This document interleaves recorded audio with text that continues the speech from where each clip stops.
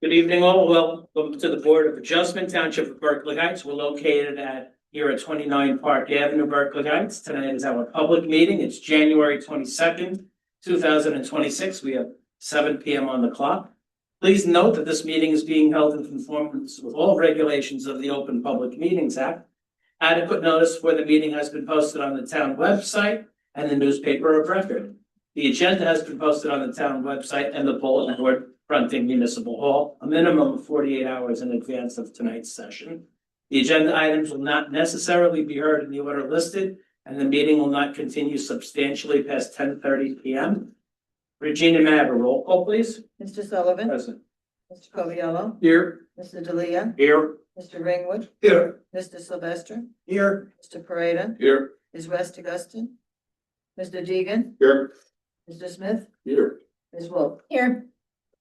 Thank you all, and let's move on to the adoption of the minutes. We have the adoption for December 11th, 2025, the regular meeting. Can we do this as a roll-up, Amanda? Or is it Yeah, you best just to do the regular and the special together because it was the same people. the regular meeting, December 11th, executive session? May I have a may I have a motion, Mr. Deegan? May I have a motion, Mr. Sylvester? I second that. And may I have a second? I make a motion, I'm sorry. Thank you. And may I have a second by Mr. Ringwood?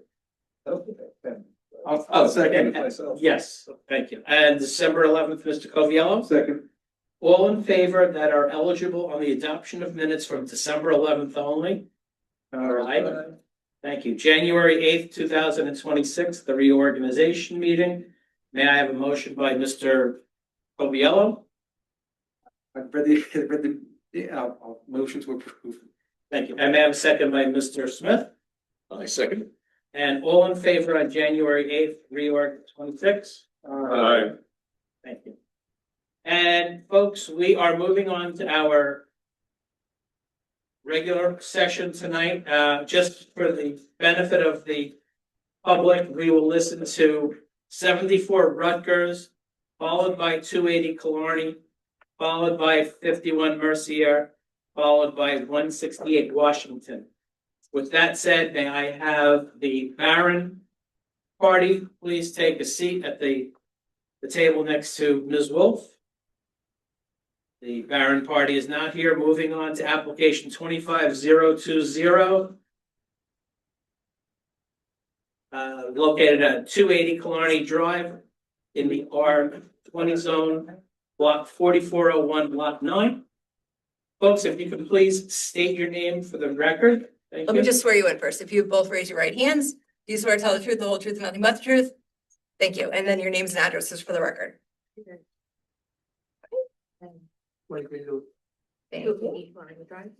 Thank you. And that's in the R20 zone. And Amanda's going to swear you in. They just were sworn. I'm sorry, thank you. I thought we were going through last names. Folks, can you please tell us what brings you before the zoning board this evening? You probably had a conversation with Mr. Bacco, and tell us a little bit about your project. Sure, so we submitted an application to build a new portico over the existing front door landing. The reason for doing that is because without any structure. Are we picking this up okay? Probably speak a little louder. Okay, let's move the microphone. Sir, if you don't mind taking the microphone, putting it on your table there. We just want to make sure that we pick up everything on the recording. Thank you very much. Thank you. Sorry, as I was saying, we submitted an application to build a new portico last November, I think it was. The reason for building the portico is because there's no existing anything to cover the front entrance. So every time we open the door, rain, snow keep getting into the entrance.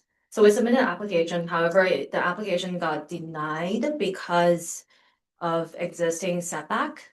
I think back then when the house was built, It's called a cluster development. You're exactly right. No two houses, no two lots are the same. It's a cluster development. So Park Avenue, Killarney Drive, there are a few key streets within the township that automatically appear before the zoning board, and we realize that it's a front portico.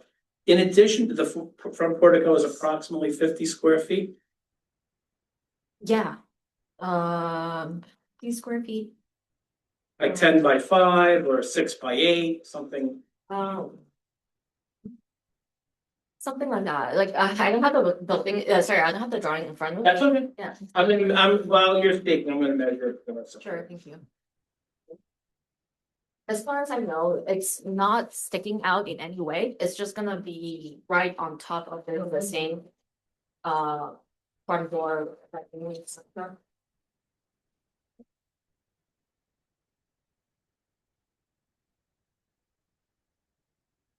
9 by 6, approximately 54 square.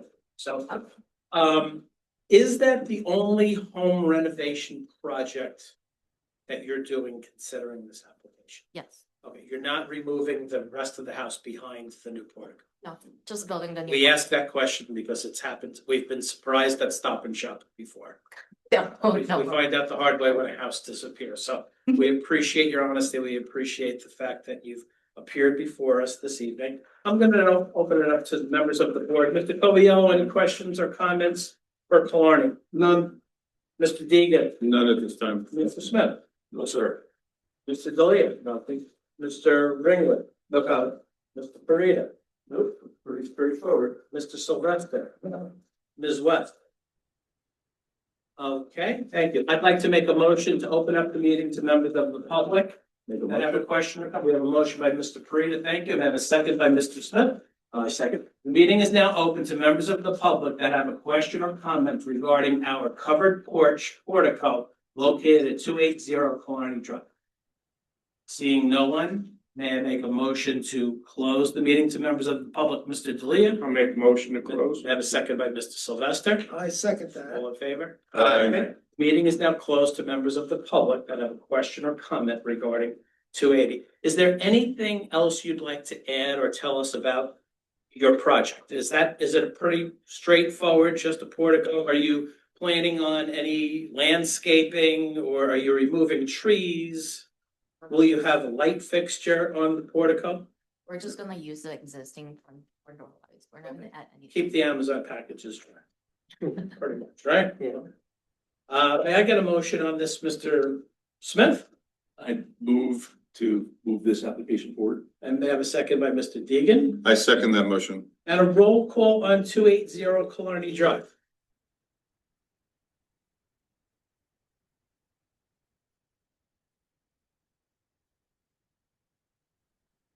Sullivan. Yes. Mr. Coviello. Yes. Mr. Delia. Yes. Mr. Ringler. Yes. Mr. Sylvester. Yes. Mr. Pareda. Yes. Mr. Deegan. Yes. This motion carries 7-0. Folks, thank you very much. We will memorialize Sorry, by, Mr. Smith is an alternate, correct? yes. So he cannot make the motion. I didn't call this. Oh, okay, sorry. But he can't. Make a motion. Original motion. Okay, can I have Mr. Delia? I'll make the motion. I'll still second it. And we're good. Regina, thank you very much for your record keeping. So a resolution memorializing tonight's session will be available probably during the month of February.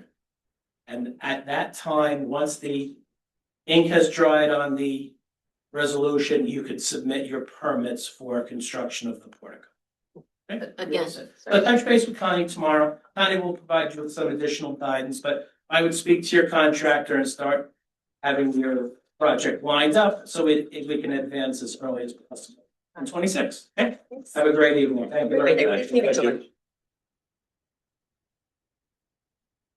Moving on to application 25018, 51 Mercier, block 3002, lot 14 in the R20 zone. This is the Batici family, please. And the Baticis are returning from prior approval.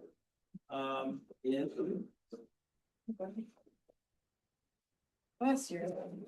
I think it was a few years. Yeah, 2022. Thank you very much for joining us. Welcome back. It's a pleasure to be here. And I will swear you all in. Would you all raise your right hands? Do you swear to tell the truth, the whole truth, and nothing but the truth? Yes, thank you. And then your names and addresses? Lorena Batici, 51 Mercer Place. Illyria Petici, 51 Mercier Place. And in addition to the application fees, there's a $50 deposit for the use of the easement. We'll just add that on. We're only kidding. Like, I gotta give her my name. Yeah. I'm sorry, sir. Can I have your name and address? Full name Anthony Michael Finesco. Address is 212 Washington Street, Berkeley Heights. And I'm a registered architect in the state of New Jersey with an active license. And can you tell us a little bit, well, maybe we'll start with the Petici family. We had an approval in 2022. And can you tell us a little bit about what happened and how we're here and how significant the changes from the original set of plans that we approved in 22? So, the changes aren't significantly different at all, really, but, we had, our former, architect became ill and we lost a lot of, information from him, so, when we came forward to do the extension on the original variances, I don't think they were all, extended, so we're back to square one, basically asking for more or less the same permissions. Has the impervious coverage changed? Has the setbacks changed since the initial approval? Minimal changes, No change. Have they minimal changes. Yeah. minimal changes, but has the impervious coverage, for example, increased since the last time you was here?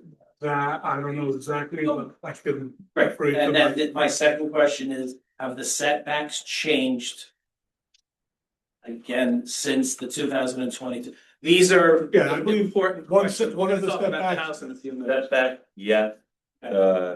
Building coverage, yes. And the combined lot coverage was, granted was 29.95 and we are proposing at 29.33. So the total improvement coverage has decreased. Correct. And can you tell us the difference between, let's use the setbacks first. Okay. Tell us if it was a front yard setback of 50, now it's 49. If you could just let us know, and then I'd like to do the same exercise with the impervious coverage, but it looks like we're in a positive because the impervious coverage total improvement has already dropped a few. Correct. Okay. So the, And just for the record, those are the same plans that you submitted more than 10 days in advance of this hearing, correct? yes. Okay, thank you. So we are essentially from the last approved variance plans. The rear yard originally was 20.27 and we are actually increasing the rear yard setback to 26.25 by removing this existing portion, 1 story, basically mechanical room in the back. And now the side yard originally was 29.5. There was previous schemes where we were adding, or the previous architect was adding a garage over here. That is the main thing that we learned never got approved. So now we are requesting relief for a side yard setback at 7.8 feet. The front yard setbacks, we do comply at we're over the 50 feet required.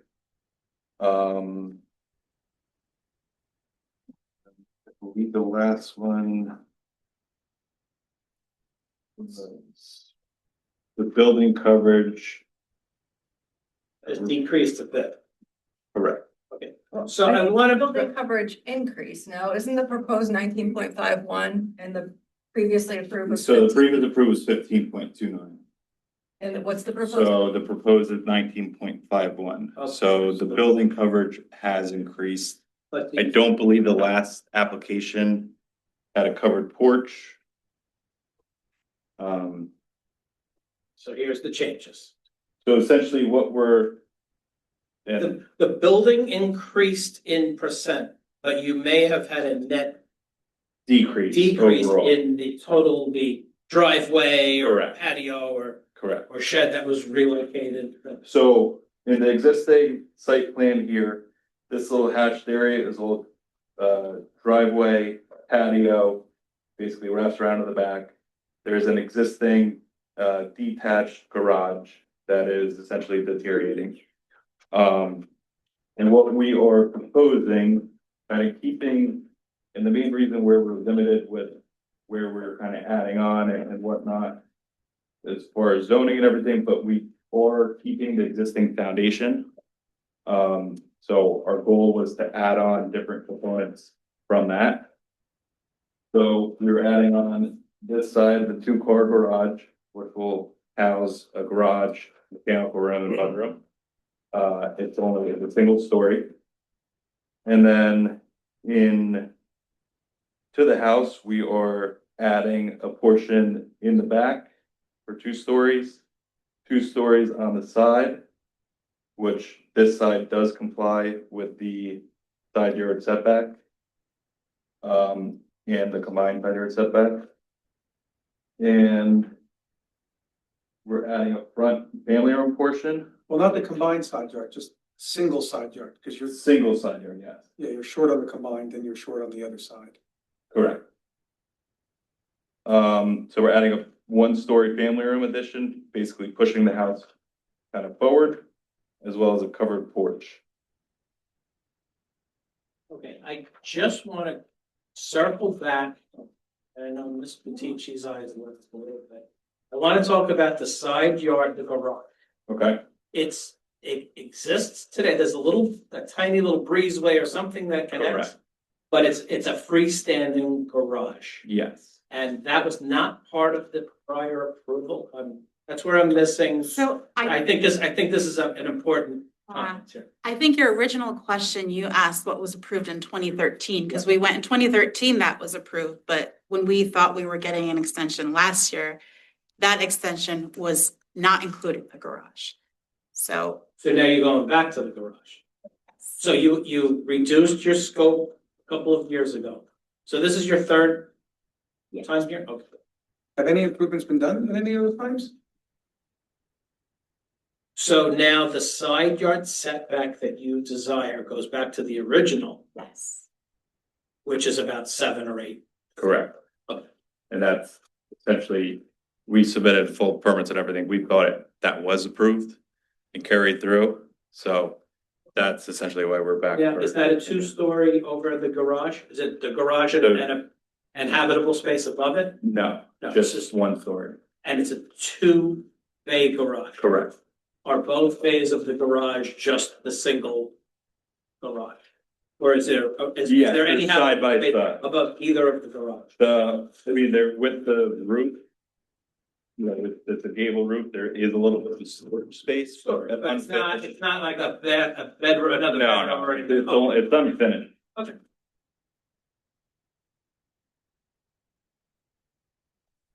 And, one of the main reasons, that's triggering a lot of these variances as far as coverage. We have an undersized lot for the area. The R 20 zone requires a 20 square foot lot, and the existing lot is 14,375. On the tax map, you can see this is our lot here. The adjacent lots go all the way back. So that definitely has a big aspect of it. The other thing is our existing house on this lot is angled a little bit. But we are trying to improve, the areas where we can, but also ask for relief in separate. And you're greater than 5,000 square feet undersized for the lot considering the neighborhood. Yes. You're in the R20 zone, minimum Correct, is 20,000 and your lot is offered at 14 change. correct. Are you proposing to keep the shed or remove it? Because in the prior approval, I think a condition of approval was to remove the shed, but I'm not sure. So we're also asking for relief on the existing non-conforming shed. Right now it's 4.75 feet from the side yard, where in the R20 zone, the 12 feet is required. And one of another reasons, with our addition, two-story addition to the side, we have 17.23 from our new house addition to the existing shed. Pulling it over to comply, it basically kind of puts it right on the house. Here's the red line here, essentially it would be this way. You could also relocate the shed. I think, Mr. Ing, would you recall, was the shed approved at 10 or 12 feet a couple of years back? No, the condition of approval was to remove. To remove it relocate. completely, Well, to relocate it. relocate. Yeah, as far as relocating it in order to comply with the setbacks, it would be very difficult because there's also a 15-foot rear yard setback for the shed. But the shed that exists today is 28 feet back from the rear yard. Correct. So if you back that shed up to the 15-foot mark and then moved it in, you've got 4.75 and moved it, let's say 10 or 12, you've put that shed in a conforming location that respects both the side yard and the rear. So Correct. Does it have a foundation? Do you know? No, it's on stone. because I recall a significant amount of conversation about the shed years ago, and I think I even asked if there was like a rabbit hutch or something, because it looked like, one of the photographs looked like there was something in addition to the shed alongside of it, and that you So correct. next to the shed is a raised garden beds. With the trellis, so maybe that's what they were looking at, and then behind the shed. Behind the shed is a vinyl fence, 5-foot vinyl fence.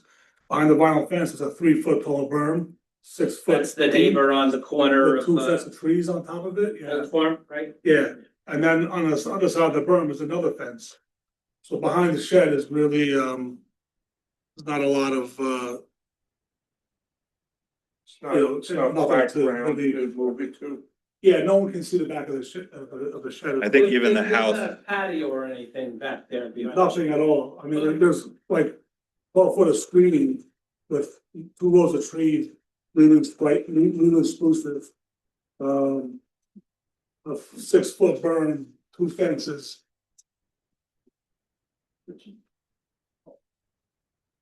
I'm a little slow, so. If we could just recap the variances that we're looking at, it's a side yard setback, yep, coverage setback. Generator AC placement, driveway width, and shed location. and rear yard setback. It's, so rear yard setback, Rear So- yard for the house, correct? correct, for the principal structure. Building coverage, Mhm. And then lot coverage. And. Well, from that perspective, Well- it's just lot coverage, because they've changed this ordinance, but they don't do other end building, it's just the Oh, flat. they don't change it, We didn't update the forms, okay, but we have changed the ordinance, so it's just the 25% is what we're worried about. okay. Or whatever your number is in your area, I think it's 20. So with the so essentially the combined coverage Combined is what they're coverage, mainly looking at? that's right. So combined coverage, we are, You're at. so, yeah, we're at 29.33. The existing was 27.65. So it's a 1.6 increase, but it is exactly, it's a decrease from what we had last time. Right, so those are the 6 things that we're looking at. Side yard coverage, rear yard, generator AC placement, Generator. driveway width, and shed. And technically modification of a condition of approval if we're allowing the shed to remain.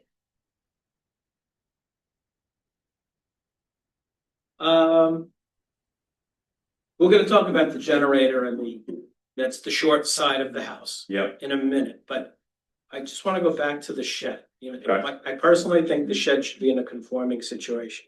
If you look at page A 7.00, the middle picture on the right-hand side shows the shed and it shows some type of patio feature in the back. It looks like there's gravel and maybe a railroad tie or some type of border to keep the stone in place. There's the void in the backyard where we can slide the shed, So Because you the- saying here, right there. Because the survey provided does not demonstrate a patio-esque. so it's not a patio, that's a garden. Is it stone? No, Okay, what is the material that the chair and the table are on?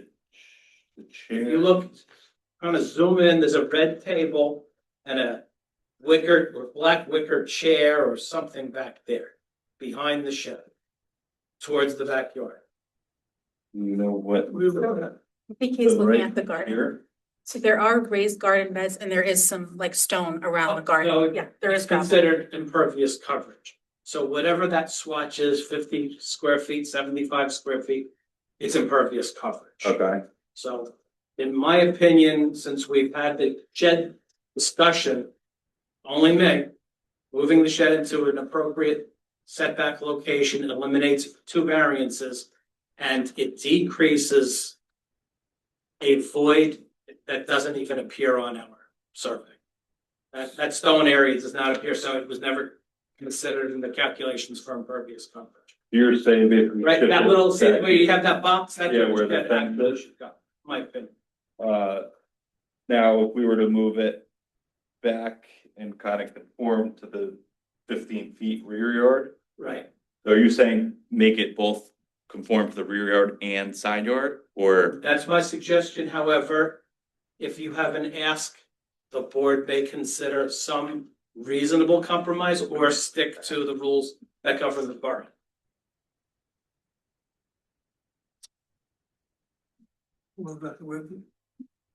So who's proposing to move it back here?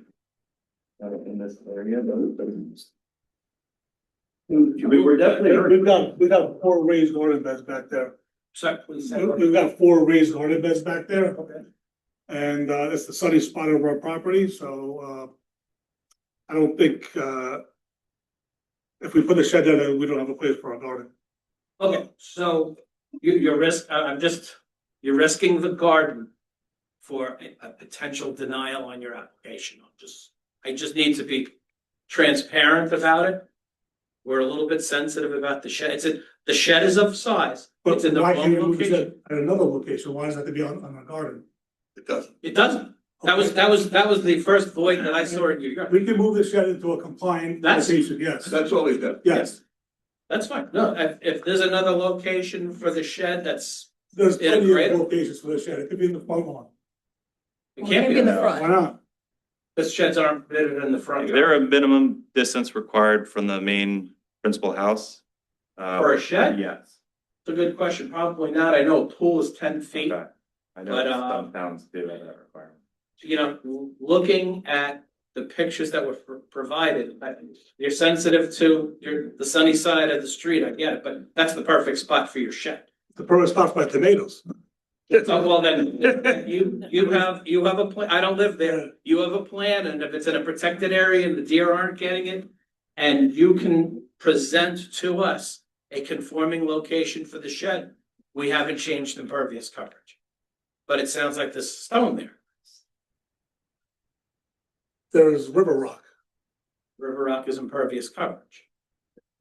So I don't know to what extent, there's only a little slice of the picture, and I don't want to beat a little patio to death. I don't know what it is. I'm trying to help you through the Yeah, process. it's like loose stone that the garden beds on top of.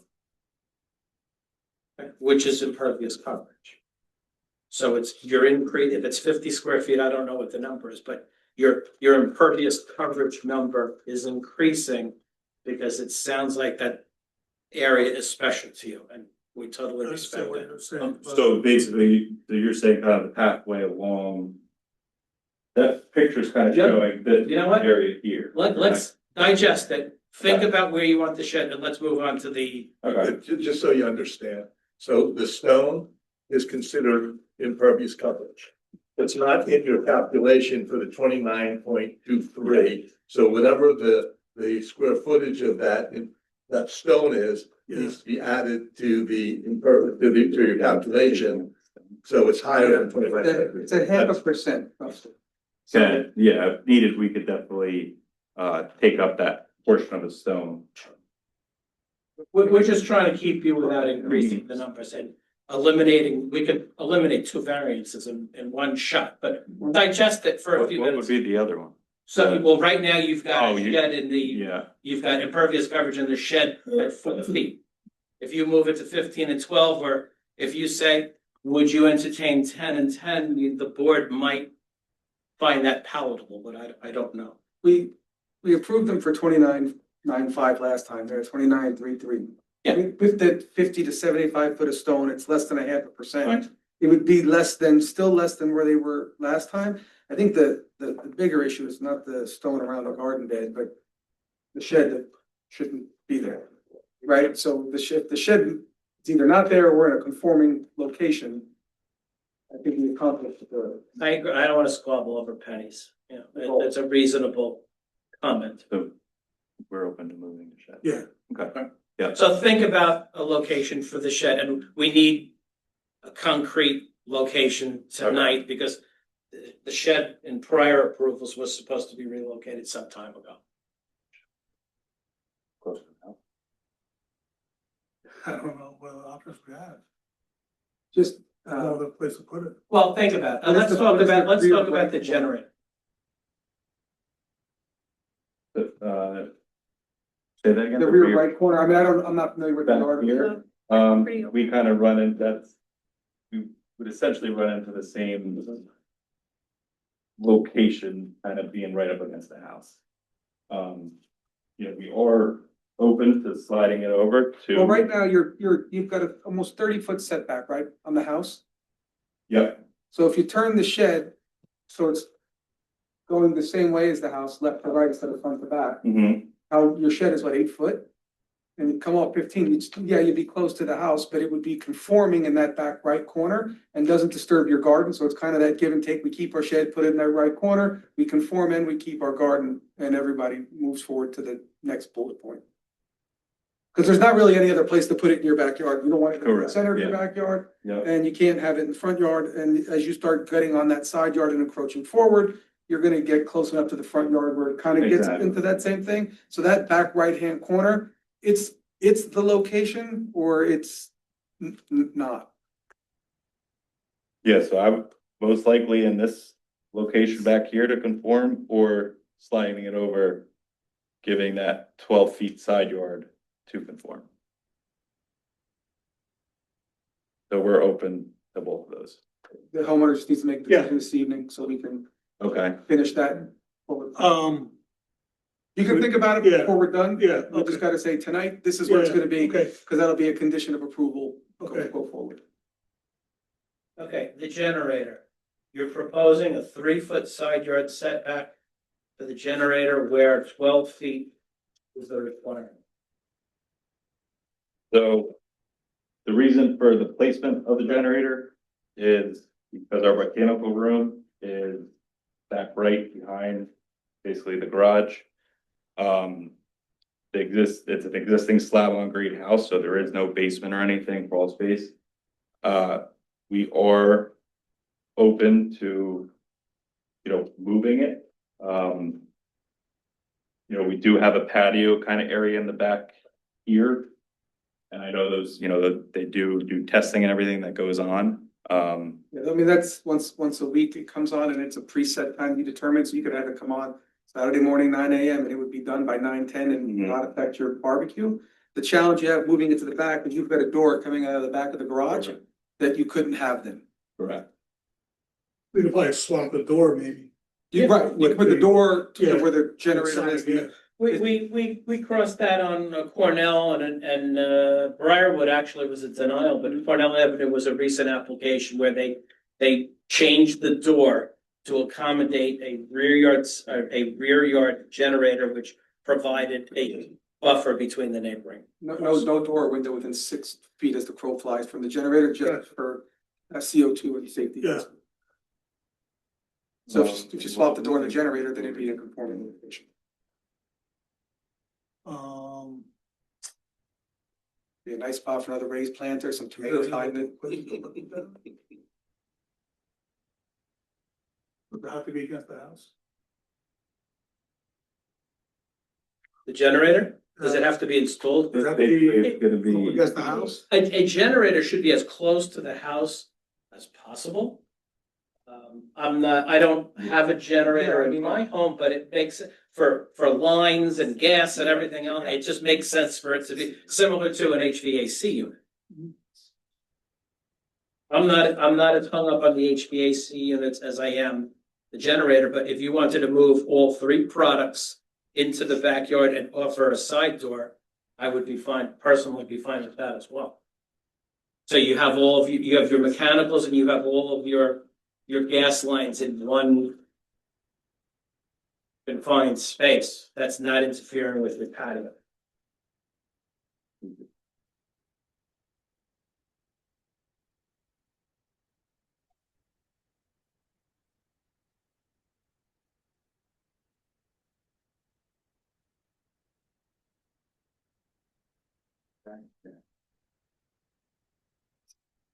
Yeah. The side yard setback for the generator is what, can be 10 or 12 feet. Typically, because it's an accessory structure, so it's gonna have to be off the property line anyway. That's the bigger challenge, right, from a safety perspective, they don't want it so close to the property line, because if this neighbor's close, then you're close. So the neighbor adjacent. I know, but today, if they come Yeah. tomorrow for an application and wanna Yeah. build over, then they would be closed 27.83 is that existing house. today. Your challenge is that patio, right, in that corner. And basically the patio kind of location here is we, And the purpose of that patio? barbecue area in the back. So if behind the garage, you put all your mechanicals behind the garage and off the back of the house had a deck. Decks do not cover, they're not covered, right? It's because the water goes through, so they're not consistent as coverage. So you could have a deck off the back of the house because your house is not, it's on grade, so you could put a nice ground level deck and not have the kind of like coverage. Right? So if you remove that patio, you remove coverage already. You have a nice spot for all your mechanicals to go behind the garage clean, and then you could go up the back of the house. A deck. Or swing the patio and a deck over there. I don't want to redesign your whole thing because it's nice. But if you're looking for places to move things, then you could have a deck that's bigger than the patio today because it wouldn't constitute coverage. So, I mean. Generally would be Yeah. right there, But it has 6. yeah. So we can. Yeah, doors and windows. Just remember doors and windows.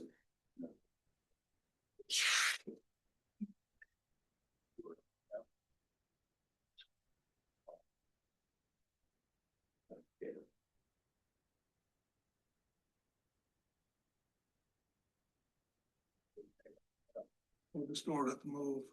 So we can move this door. Oh, okay, this is the back, yeah, that's fine, yeah. Right, that's cool. Good. Yeah. Okay, so we just talked about what we could do with the back as far as the stairs and everything. What we are willing to do is locate the generator back here. And to make it conform with the 6 feet with the door, we will essentially shift the door and window over.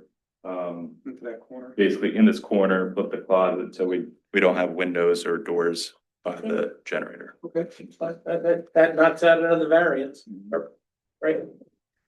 Can you spend just a couple of minutes, this is a single family home, right? If you could just run through the renovation. Okay. Did you say that you were stripping this house all the way down to the foundation? The foundation and then essentially the back wall is staying. Okay, but similar to the question I asked the other family, this house is pretty much gone and we're starting over from scratch, with the exception of a wall and a foundation. Well, Which is, yes and no. I mean, we're leaving that layout of it. right. However, the house will disappear Correct. sometime soon, and a new dwelling will be placed there. We just want to, like, Yeah. when the neighbors are walking the dogs past the house and they wonder what happened to the Batici house, at least, like I said, when we're in Stop and Shop, we can explain that. Yeah. That we this was part of the zoning board process. Mhm. So essentially what we're doing is, this portion is a single story addition, which will hold two-car garage, mechanical room, mudroom. This portion here, basically, we're adding this area back here to align with the existing back of the house. This will be an open kitchen, dining room, with a wet bar. Adjacent to it, we're adding a single-story family room. And then in the main area, we have stairs to the second floor, a foyer, which is open to the second floor, pantry in the back. And then we're adding a portion basically here, which will be serve as master bedroom, bathroom, walk-in closet, laundry room, and powder room. And then we are adding a covered front porch to the front. On the second floor, we have, coming up the stairs, a hallway, which is, you're able to look below back down the foyer. This area, we have a den playroom area with finished storage. This portion is above the garage, which is essentially a 4-foot ceiling height, so just a height season. yeah, just unfinished storage. So there's 2 bedrooms up on the second story? Correct. There's And 1 bedroom on the ground floor? correct. And then in the attic, we do have a dormer, but the attic is gonna be an unfinished attic, used for the HVAC and, utilities. Tell us about the exterior of the home. What is it? Is it clapboard? Is it vinyl? Is it stone? Is it brick? Is it combination? So on the exterior, there's a combination. We are proposing vinyl siding. We're proposing, using different types of vinyl siding, shaker style, horizontal, and then board and batten in the top gable roof over here. The bottom portion, we're looking to clad in stone, as well as around the front porch. For the roof, we have an asphalt roof for the main roof, and then the lower kind of portion of the garage roof, and then the covered front porch is aluminum roof.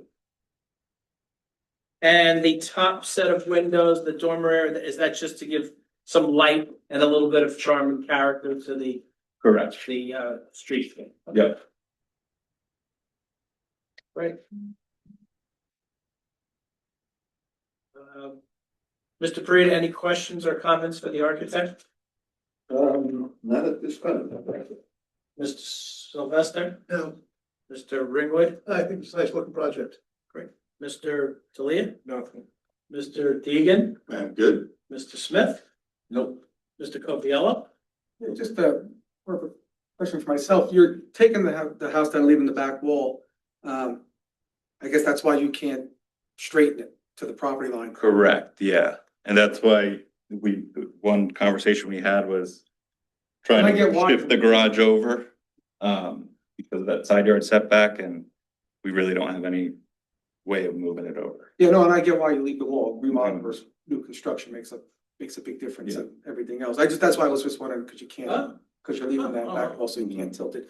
The driveway opening, is it already at 20 feet, or you're looking to open it to 20 feet? So the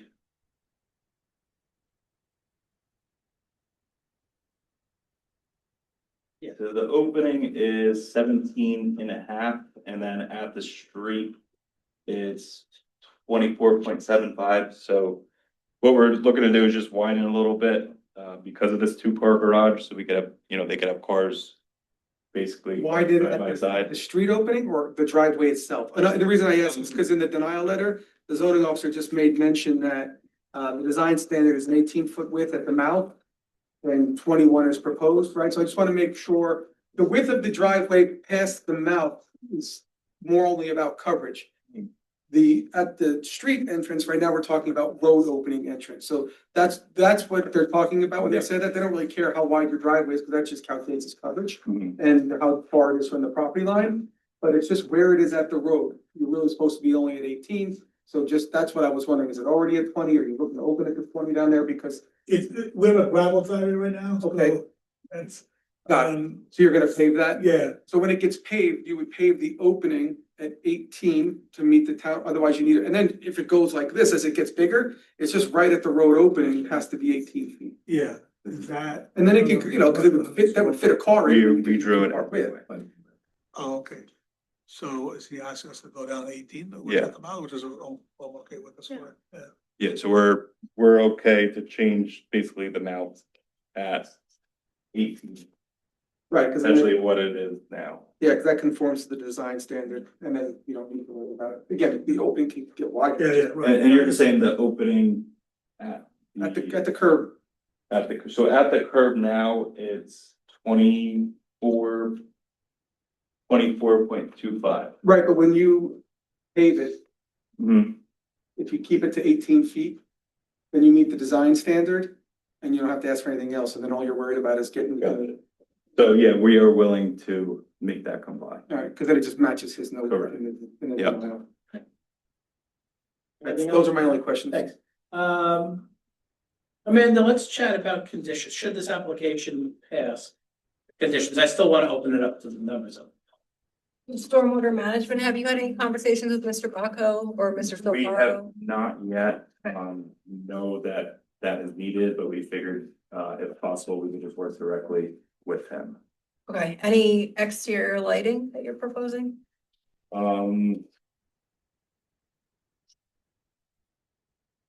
If there will be lighting above the, garage overhang. So basically lighting on the front porch. There would be recessed lighting. In the back, we would have some sort of lights along the patio. Any sort of lighting we have would essentially kind of be directed around the house. Okay, so it will be downward or Sure. shielded. Okay, perfect. Debris, make sure that you clean up the property as you're doing construction so it doesn't get all crazy. What am I missing? Trees? Oh, yeah, any tree Are you planning on removing any trees? You're welcome to plant as many trees as you would like, We'll probably plant some. Yeah. but not near the, No, not right now not it's near the pretty vegetable. Definitely not there.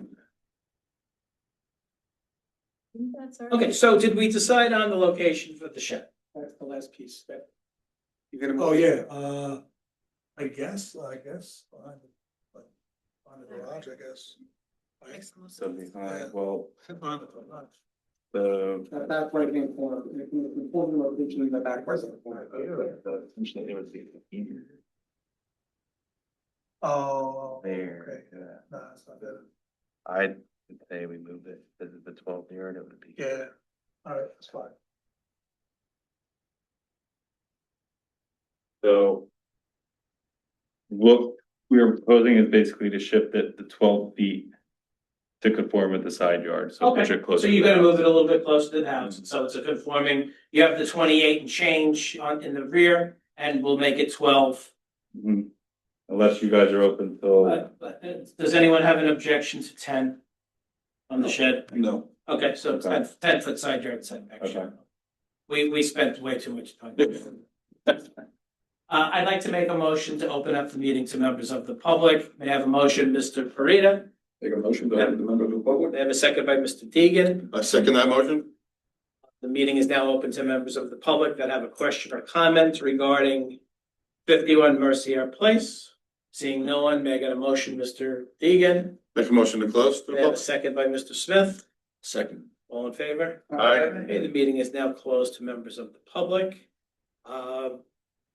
Any final questions or comments, Mr. Covial? No, but maybe just a recap of everything we talked about a lot, so before we move. Sure, so they agreed to move the shed. They're also going to relocate the generator to the rear behind the garage and shift over those stairs so that it will comply with the setback requirements for the 6 feet. I think that was really the only Driveway. driveway 18, right? Stormwater management, downward directed lighting. And with the driveway, that's, again, just to be clear, just the mouth of the driveway. And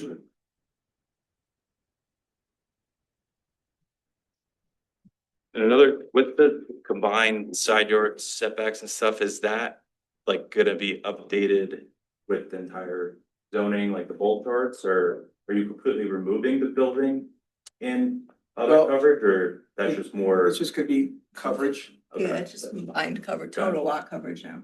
Okay. Setbacks are still 12, 12 combined 30. Mhm.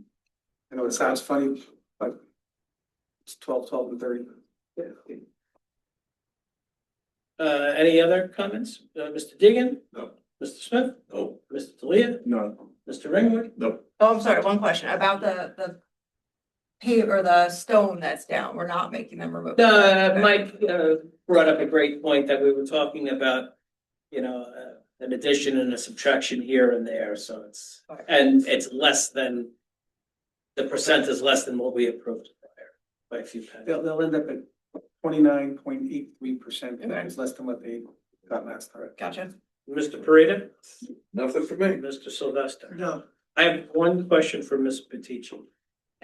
Is there any element of the new plans that takes into consideration the former architect's design? Okay, tell us what it is. Just an important, it ties the history of the project. So, well, I'll take it back a little further. The house was built, the first house in the entire neighborhood was built by the Mercier family, a French family, French farmers that moved from France and moved to Berkeley Heights. I don't know how long ago, 150 years ago maybe. And that house was part of their farm structure, I guess. So it was an original A-frame home.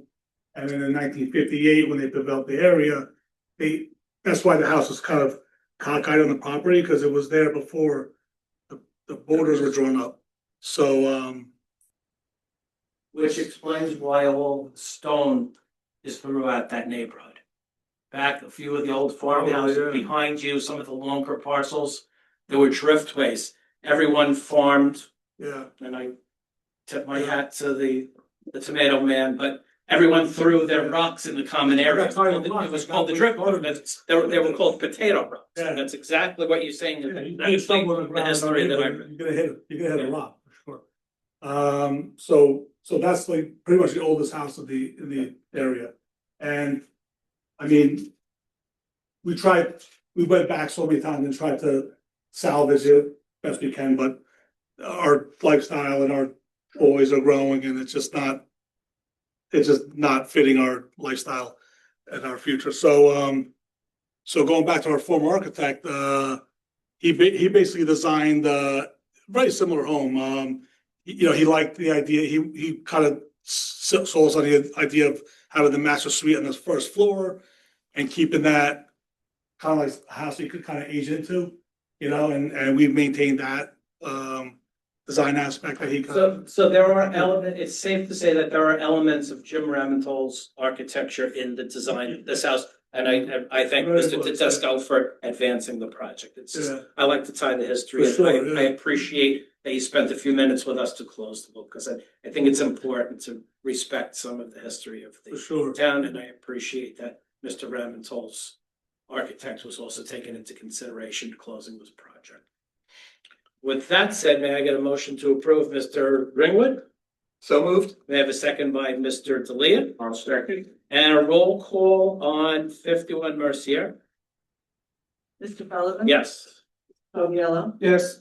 Mr. D'Elia? Yes. Mr. Ringwood? Yes. Sylvester? Yes. Mr. Pareda? Yes. Mr. Deegan? Yes. Motion carries 7-0. Thank you very much. And in a month or so, during our next meeting, there should be a resolution available that updates priors and speaks to the memorialization of your present project. Okay? Good luck with everything and thank you very much. So. Hey, Ray. Yeah, let me wrap it with that. Thank you guys. Thanks, have a great evening. Thank you very much.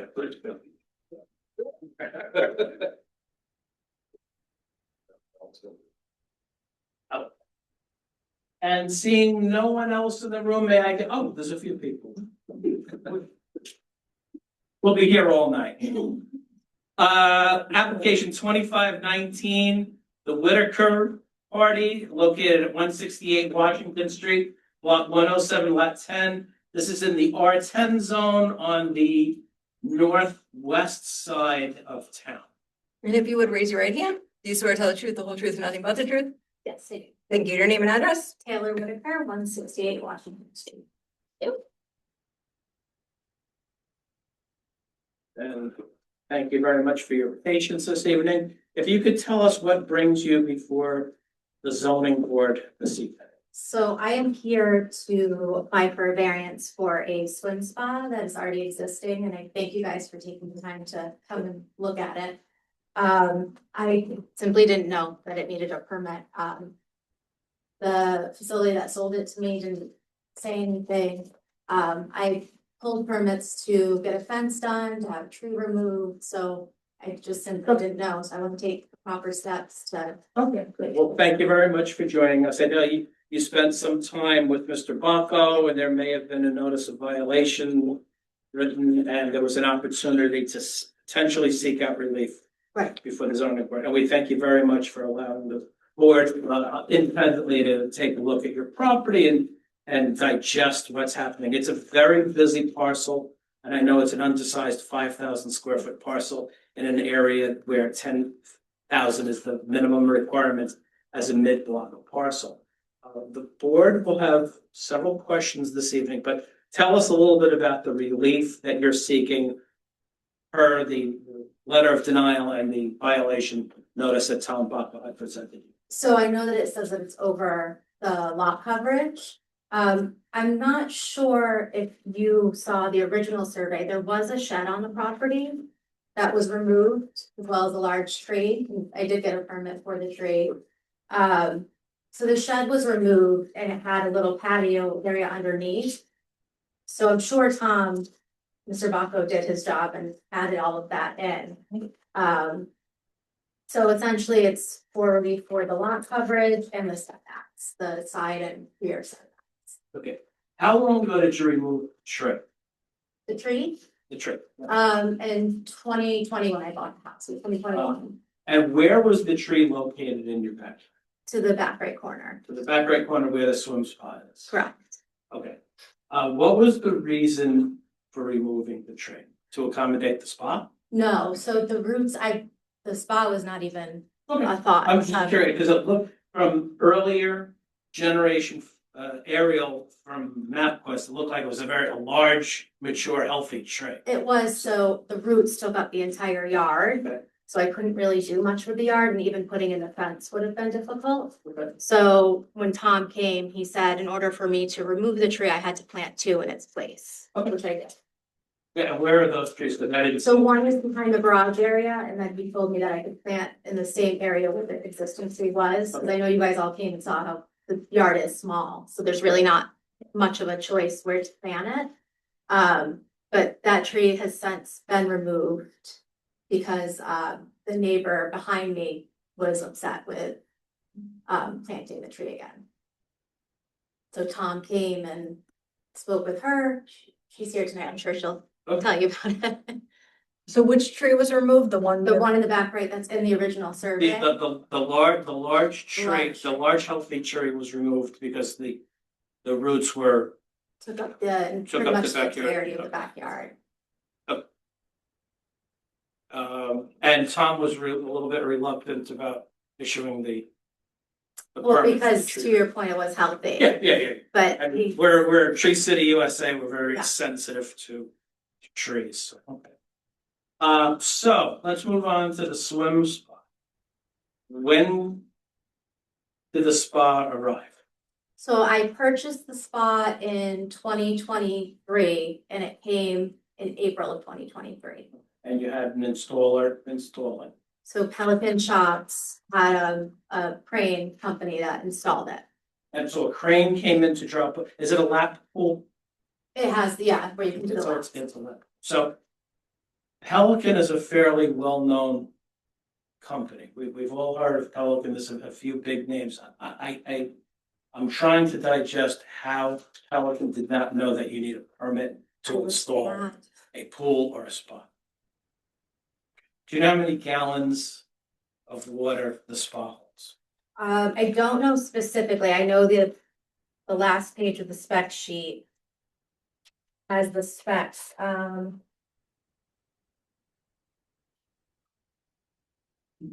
I'm not sure if it Is says. it, Mike, can you see, is it 12,500? I can't see that. Yes. Yeah, it's 12,500. 12,500 Yes. gallons. Well, it's 12,500 liters. Liters, oh, good. How high is the product from grade? 4 feet, So it's about 3,300 gallons. 3,300. And it's 4.5 feet above grade. When the pool company sold you the product, did they offer to have the product sunk? It's to excavate and sink as opposed to a raised No, product, okay? The setbacks for the pool that exists today are, the setback for the backyard is, back area is 4 feet and the side is 2.5. and it's, the requirement is 12. Tom Vaco told me 5 feet. 5 for a pool? It says accessory structure. But pools have their own separate, Pool was 10. pool, no, I think the pool is 12 as well. Well, the pool is 12, but then the sidewalk, if you did it, had to be put off. But We're in the R10, I know we don't deal very much with R10, so it's gotta appear in 6.1.1. the only Or thing it's an is, accessory pool, I don't know. if he's not considering this a pool, but a full-on accessory structure. Because it's not an above-ground pool, but I don't know how he's classifying it, that's the problem.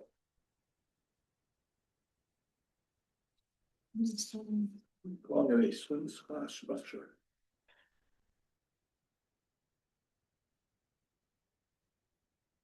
Yeah, he's calling this an accessory rear yard. Cause he's got 611, right? Requires an accessory rear setback of 5 feet. That's what he said. So he's just calling it a structure, not a pool. So based on. I can't question him again. He'll just call it a structure. Okay, and now it's 5 feet, You're 4.5 feet, and tell us about the stage that's around. I don't know how else to put it. You've got a So deck, around the- and then you've got some curtains and, So I had a little deck area with a railing to get up. did you receive a permit for the deck with the railing? No, again, I didn't know that I needed any of this. So there's a little area to get up into the swim spa, and then around I had almost like a pergola type built around, which I'm happy to comply if that's not allowed. Well, this, it's got sheets and everything, and how tall is it from grade to the top of the bar that holds the curtain? I want to say 12 feet. 12 feet. Yes, I believe so. So We mean from the top where the right, curtain. the neighboring parcels see 6 feet over the top of the fence, they see this curtain and Mhm. structure. Yeah, What is the height of the fence is 6 feet? behind me is 6 feet and mine is permitted to 5 feet. Okay, so the rear yard fence is not you do not own the rear yard fence? No, that's who's here, Phyllis, Okay. behind me. Okay. So that's a 6 foot fence, which isn't in the original survey. So she had a different. When I was on the property, it looked like it was a 6 foot. Correct. It is a 6 foot fence. Yeah. Cause it's. But that's, you don't own that white PVC fence, you own the side fence. The side ones. Oh, the area, I'm just jumping from point to point. The area behind the garage is AstroTurf? Some kind of turf grass or Oh, I Green. put faux grass, I mulched the entire area. the mulch is in the back along the There's fence? mulch and then I put like a faux turf there. Okay, so that's, to come off the that's considered an impervious I'm happy to take that. out. impervious coverage, so that adds on to, similar to our conversation with the last group. Along both sides of the garage, there is some elements of the turf grass and stone, and then in front of the swim spot, there's something under tarp, it looks like there's a patio and maybe patio furniture, seasonal items. Yeah. So that's also impervious coverage. Okay, So in my eyes, we're adding about 265 additional square feet of impervious coverage, which brings us to 52 and change percent as opposed to the 48 and change percent. so I know half of where the shed was concrete, so we added to that area. Where the original shed was. Where, I don't see the shed. But the shed doesn't, on any of the information we have, I shed put doesn't. the original survey, well, we would only go off an as-built, which is the newest one. which Tom did, yeah. So, yeah, so we would use this one, but, so if Tom did this, right, and these are the calculations, cause he. Yeah, oh, yeah. I'm always saying, cause he doesn't have the, behind the garage marked as anything. He doesn't, but that's from field visits and my measuring here this evening, I'm looking at another 266 square feet of uncalculated percent, which brings us to 52 and change. Well, the rock, if Tom is considering the rock drainage. I don't know whose notes those are in black on this piece of paper with the pictures. I put those there, Okay. and Tom told me that it would be a good idea to put additional rock down for drainage rock. Okay, so if it's drainage, he doesn't calculate rock for drainage. Rock for a patio, rock under a swing set is considered coverage. Rock that was done for drainage purposes in previous applications in a note he had sent out, he did not consider rock as coverage because I think we had people who came with swales that filled it in with riverbed rock. And he didn't calculate that 50-foot long, 2-foot long, 2-foot wide as coverage. So he wouldn't calculate drainage rock. Right, but I didn't calculate drainage rock. Either. So what rock are you? I counted AstroTurf Right. on both sides of the shed. Another one behind you. Where's the? I'm sorry, I said garage. Rock. The rear garage and the west garage have AstroTurf or stone there. And that was, Plus the item next to the little deck area where the steps are, there is seasonal goods that looks like it's under tarp or something. And there's stone underneath.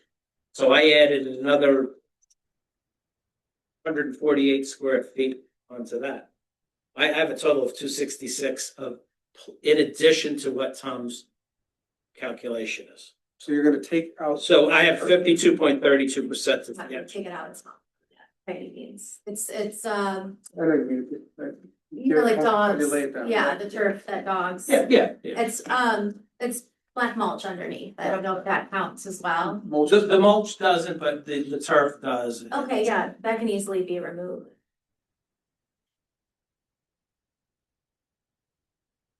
So that still brings us 47, 52, we're still at 50%. If we just split it in half. What is the purpose for the screen around the spa. So I put it up for privacy purposes, just to keep it enclosed and just for privacy. Oh, but if the spa was set in the ground and you had some type of shield there, it would be below the 6-foot fence. Well, the You- screen you- is down now. It's not there. The screen was taken down. Right, but There's roller blinds that are up well, now. it's the same thing. It's a shield that, you know, if I'm the neighbor in the neighbor's yard and I'm looking up and I see a structure Mhm. above. Right, I see what you're saying. And it's in excess of the height of the fence. It's not a shed, shed's 10 feet, we're talking about product that's 12 feet. Yeah.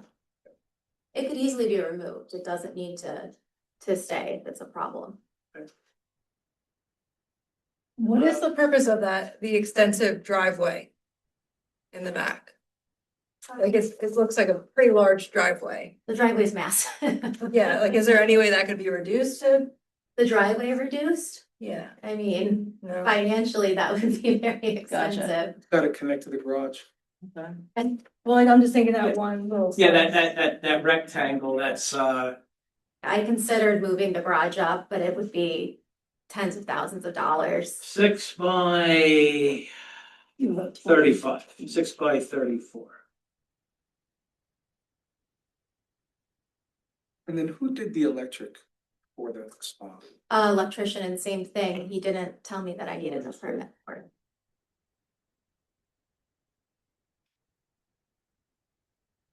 Yeah, that electrical box is 6 inches from the rear and 6 inches from the side. I think your challenge is going to be less about coverage and more about a product that was installed unpermitted, right? And really the electric, because the way you have to put electric underground is in a trench. And he may have done it right, but because there's no record of it, they can't tell how deep they went down and what the conduit would look like. Because normally they have to go like 24 inches down and run the appropriate outdoor conduit to do it. That's gonna be one of the biggest challenges, because somebody would have to re-excavate the whole land to Oh, wow. right? Because you're gonna have to dig that up so they can see how far down and what material was used. I think you're almost gonna have to look at this today as you don't have a spa back there and you would like to put one. Huh. And what's the best way to go about it, right? You already own it, so and you utilize it somewhere in the yard that suits your needs as well as neighborhood, as well as trying to meet some of the variances that you're gonna have to go after. Right, correct. So, you know, and then again, it comes down to finances for yourself on Yeah. what you can do. You know, you let us onto the yard, it looks great. You know, if I'm in your backyard facing the right, there's a beautiful set of trees that are quite high. You know, I was looking, if from a placement standpoint, right, that gives you both privacy.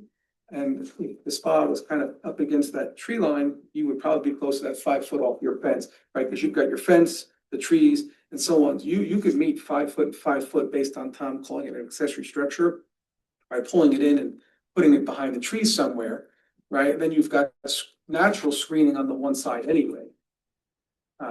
Yeah. So that's, you know, that's just a thought as you're looking at trying to figure out, hey, I'd like to keep this thing, where can I put it in my yard that works and how do I get there?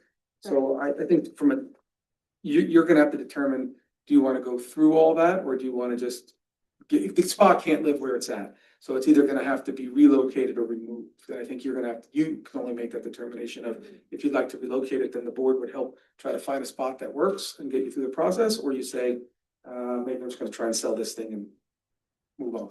So if I could do it 5 feet and 5 feet and move it, because I know there's slack with the electrical where that could be moved. So if I could comply with the 5 feet and 5 feet, that would be ideal, because it's gonna be such. Right. However, we are still over an impervious cover. No, but I'm just talking about the spot in general, right? Does she want to go through the headache of moving the spot? If the answer is no, then everything else is moved, Yeah. right? If she wants to move the spot, then we have to look at the other elements of it, because there's gonna be an expense of having someone come in. I mean, it's not gonna be moving the shed, right? You're just gonna lift it up, and roll it over to its new home. But someone's gonna have to come and check out the electrical and inspect it, and, you know, someone will have to apply for the permit to get it done, and those are expenses that are gonna cost, and if you don't wanna incur the expenses, then the rest of the application doesn't matter. When you install the spa pool hot tub, did you use a hose to fill it up, or is there plumbing? It's associated we with just this? run the hose. You just ran the hose and. Is there a cover over it? I didn't. So it's go- winterized now. I have it professionally winterized. So Is- they loosen the plumbing, there's a cover, there's a tarp. There's a cover that was part of the sale, Yes, and is it a pool compliant cover? it's a hot tub cover. There's a- More than likely, yeah. if Pelican sold the product, I'm sure they would do a pool compliant cover, but. Mr. Greenwood, I'm good for now. Mr. Parita, The only question I have, does the spa have a center drain in it? Like if you ever needed to drain it out, how would you drain it? The bottom areas have drains. There's 4 drains. Okay, so the water would just shoot out the sides of it, or is there No, like it doesn't shoot, it slowly. or is it like a pipe under the ground that it goes somewhere? It's so on the bottom sides, on the left-hand side, Okay, there's drains. On the bottom part, so there's, if you look into it, you can see like almost like a filter, okay, and so that's where it drains out of. yeah, so then in order to drain it, you have to go in there and like open the drains? Or you can do it manually with a pump, Okay, but gotcha. Okay, that's all I got. Mr. Sylvester, That's Mr. Delia. Yeah, just a couple. One, you said it's 4.5 feet above the ground. mhm. Is that the way it has to be set up, or could it be lowered? Financially, I just couldn't lower it right now. I'm a full-time student right now, so financially, I don't have, So tens of it's thousands of dollars going to cost- But would, if you had to move it anyway, lower it into the ground. well, that's why I don't know if it can be just lowered to ground level. Or it would have to, or it could be recessed. Do you know if it I can? mean, it is ground level now. Is that what you mean? I thought you said it was. Oh, no, it's the ground top of level. it It's on the ground. is ground. From the ground up, it's 4.5 feet. I misunderstood. Sorry. I thought it was raised, Oh, no. okay. Do you know if that particular tub could be recessed into the ground? I believe it could, but again, it would be very It's expensive. unusual. Okay, and the other question I had, the electric, Mhm. did you run that down the length of the property, or did it come from the garage side? Not the garage side. It came from the property and we Property. did dig and went through from side of the house into where the box is. Okay, so if it was moved 5 feet away, you could also just Yes. move the electric Yes. back in? Okay, thank you. Mr. Smith, No, Mr. Deegan, I'm good. and Mr. Covio, close the loop. I'm good at the moment. Thank you. I'd like to make a motion to open up the meeting to members of the public that have a question or comment. May I have a motion by Mr. Sylvester? Make that motion. May I have a second by Mr. Parita? Second? The meeting is now open to members of the public that have a question or comment. Please feel free to step up to the podium and introduce yourselves and Amanda is going to swear you folks in. Would you both raise your right hands? You swear to tell the truth, the whole truth, and nothing but the truth? Thank you. And your names and addresses? My name is Phyllis Mealy, and I live on Lincoln Street, directly in back of Taylor.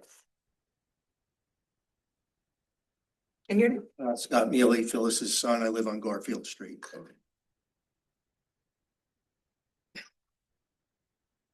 You can go ahead, I'm sorry.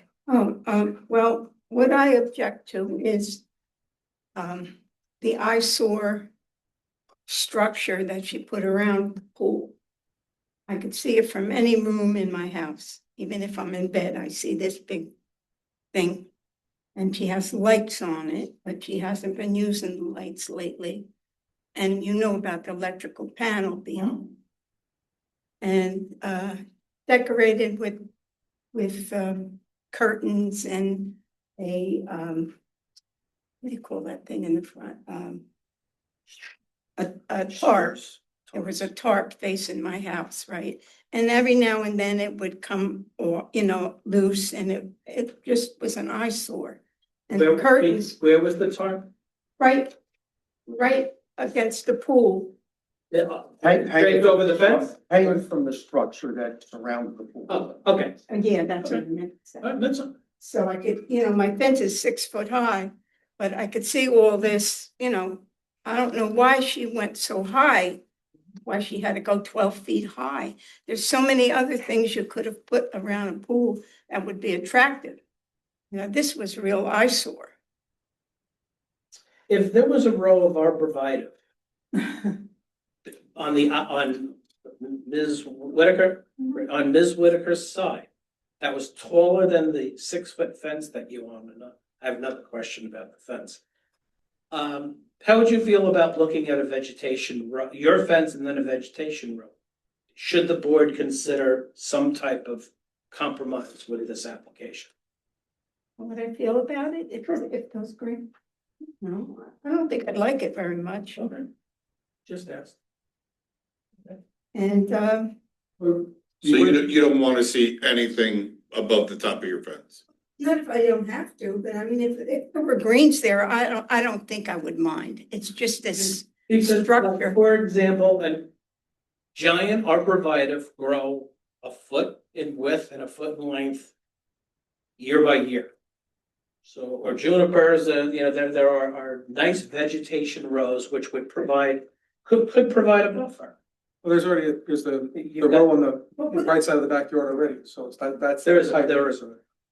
Not behind the house, maybe on the side, like if you continued that around. Right, yeah, on the garage side, The other side. the other side. Question, Tom refers to this as what? An accessory structure. Yes. I mean, let's be clear, this is a pool. And I thought I heard you say a pool has to have 10 feet. So the She's very close to my. zoning officer declared this an accessory structure. You would look, I have pictures that would clear it up. You're welcome to submit photographs, and we could submit them in as evidence if there is something that you will I share. do have. Great. I had them on my phone, but then I had them printed. Okay, great, so we're gonna speak to Ms. Wolf, So let's and we're mark gonna that. mark the, Tom, how many photographs do you have? 4, but Are they I four mean, I have a lot more in my But phone. they're 4 different pictures, so we're gonna mark that as exhibit A as 4 photographs. Sorry, one. Oh, plus, Oh, what? she has a camera on my house. And she had a sign put up, smile, you're on camera. And the camera is directly on my house. And I don't think that's legal. Structure. Hanging from the House. 12-foot structure. Okay, No, but That's that's, how we didn't say. There's a picture. We of it. ran into this on Hillside a couple of years. All right, you can have a camera in your yard, but why put it on your neighbor's yard and spy on her? I mean, we can't address that. That's definitely a police matter. We've had applications like that. I know, that's what the police told me, but they didn't think, they thought it wasn't right that she had the camera, Yeah. but didn't do anything about it. I mean, it's there plain as day. I'll show it to you.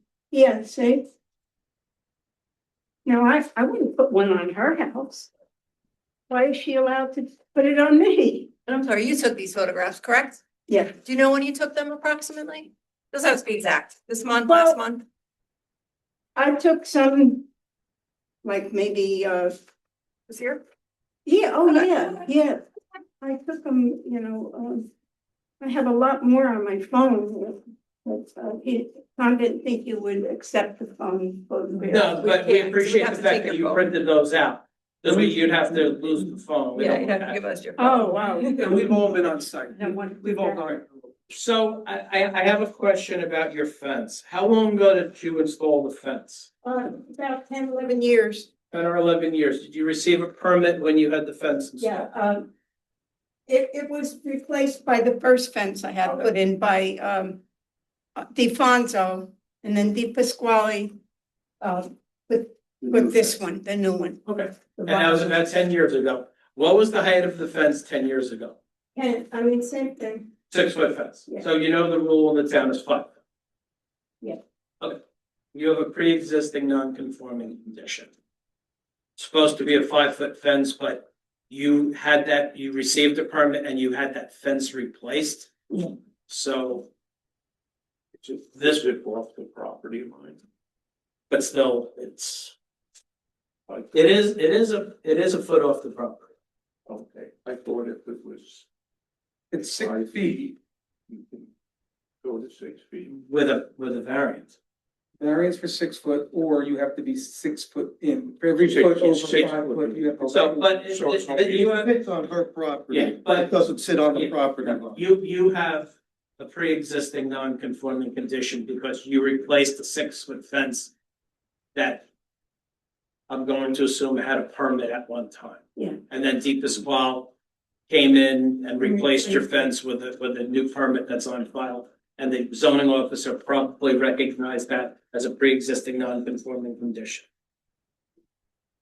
So Ms. Millie, That just means that it existed when you purchased the property. So it's not something that you created. It was a pre-existing. It wasn't your fault, basically.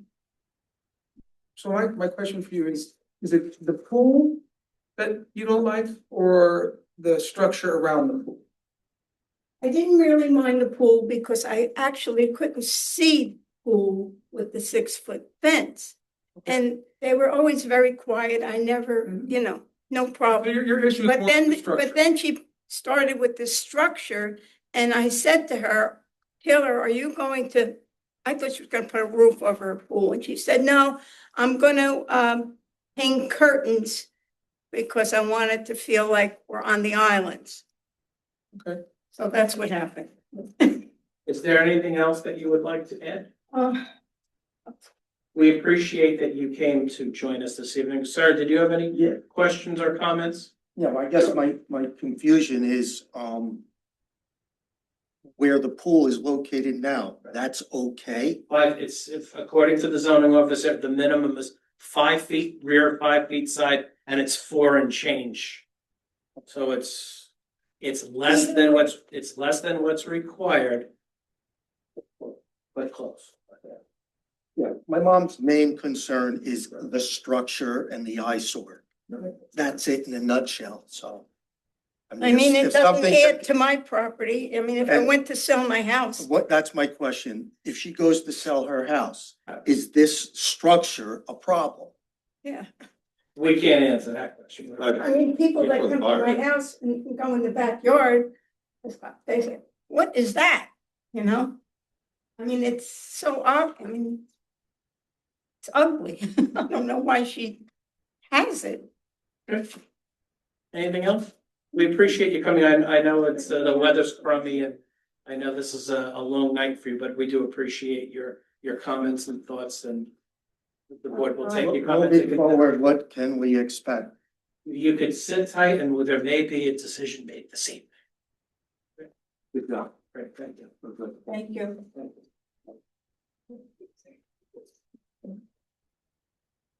So, I wanted to point out that in the specification. I'll make a motion to close the members of the public. Oh, thank you, Mr. Coviello, I'll second that and a one. second by Mr. Ziga. I just wanted to point out in the specifications of the hot tub, it says it has a walk-on cover. A walk-on. Yeah. Safety cover. Yeah, so I guess that's that. And then one other thing I wanted to point out that in Tom Bacco's zoning violation, he mentions at some point that it's a hot tub. I get it, but you may consider hot tubs, because hot tubs are surface level. Most hot tubs are either surface level or decks built around them, not recessed. Yeah. So that's why he would consider that a structure, less a pool, right? Yeah. We, right, Exactly. I'll keep my limited knowledge of the zoning laws to myself, and we'll just go with accessory structure. Yeah. So I think the first thing we could discuss is the structure. If you're willing to remove the structure, forget about in the way it is and having one rebuilt, because the way it is, it wouldn't meet anyway, because it's sitting in box, it doesn't have proper foundation. If you remove the structure, I think that eliminates your neighbor's concern.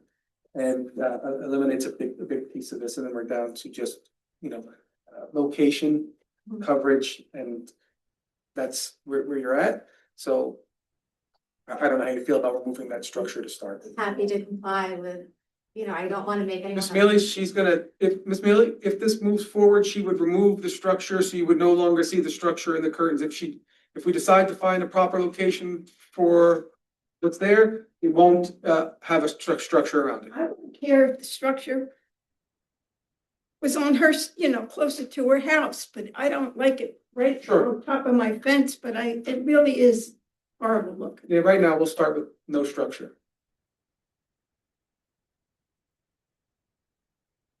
So it comes down to coverage and placement. What I will tell you from a privacy standpoint, and Kevin brought this up. So I have a pool in my yard, and obviously I have a fence around the pool, so it's compliant. But I have green giants all the way around. But Tom mentioned planting. And when I put them in at 7 feet. Yes. And I mean, you can't see my neighbors were behind me or on the side of me now, because Yeah, they're huge. the only thing that I worry about though is, the property line is so close with the fence. And I, for lack of a better word, I don't want to be an a-hole where it does make a problem with. My neighbor has somewhere, I know trimming it is a nightmare, and I know, I mean, I'm just I- mentioning he's to not you gonna that let from a me. privacy standpoint. Yeah. that, You know, I'm not opposed to planting them if that's, That would be a good idea. It doesn't have the room. Are those the ones that are in your backyard now on the right side? Are those yours? Or are they- yes, I planted those Yeah. when I put the fence up. I mean, if you did, that just what That's what Tom. Spring was saying, yeah, if you did that all the way around, Yeah, you'd have natural privacy and screening, and you don't have to plant a ton, like Mr. Ring was saying, they're gonna grow, what Sharon said, they grow yeah, they get quick. big, yeah. So you could plant a few, still be good, you maybe get away with 4 or 5 of them. Yeah, I'm not opposed to that at all. I mean, it's your call. I was just mentioning that to you from a Thank you. privacy standpoint, that's Yeah, all. thank you. I've had a question about the drive, is that a new driveway? I just had it repaved, yeah, And it repaved. it's not new. When the paver came to do your driveway, did they strip it out or did they just put asphalt on top of asphalt? Put asphalt on top. Because that's like, when It's I was huge. walking on the side of that, there's 6 inches of asphalt and stone in there, and Yeah, the correct way is, it's called a 2-inch mill and a 2-inch pave. It should have been completely stripped, which is giving you that crown yeah, in the driveway, and I would imagine someday, if you're not already receiving water in the garage, no, they you will, got, it's just the way that slope is. It's a cool looking, I really like the design of the way that asphalt was compacted. It's just it was a very attractive driveway, but I just couldn't get over that. When I walked along the side, there's 6 inches of, and for the size of the house, yeah, it's interesting. but it's, whoever laid it down should have presented it correctly and Yeah, mill and pave. And Yeah. it's not a, was it layer on top of a layer? well, ideally, I would love to get it removed and redone, but again, financially, it's right now, that's. All right, so let's talk about setbacks for the swimming pool spot. My opinion, there should be a vegetation row along the rear of Ms. Whitaker's parcel.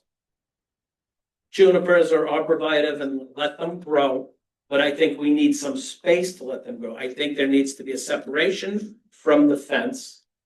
And then there needs to be the plant and then a separation for the spot. I'm thinking It has to be. a minimum of, well, you have 3. Well, it's gonna be for 3 planting. foot from the plant to the spa based on the Yeah, specification. I'm thinking 8 or 9 feet.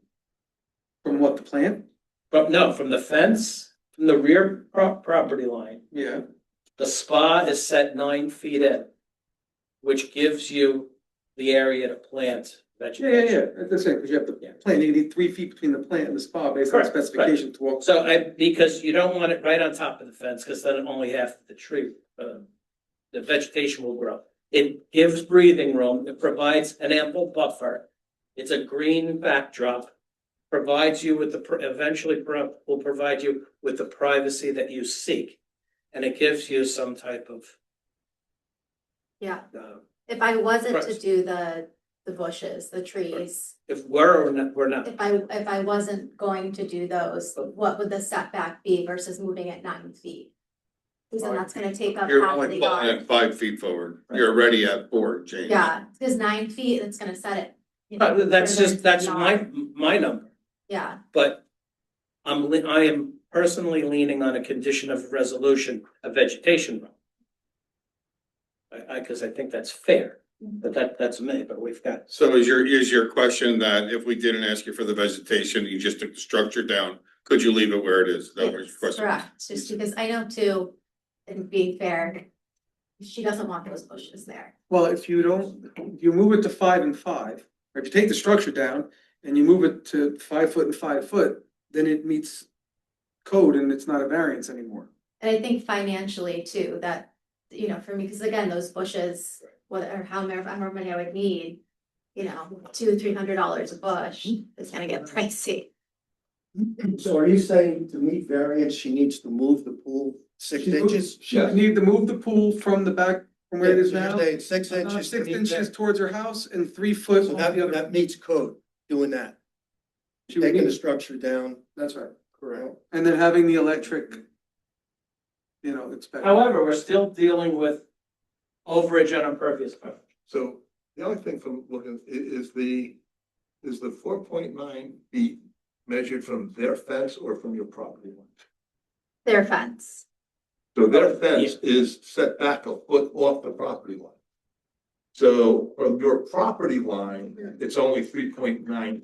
Yep. 4.9.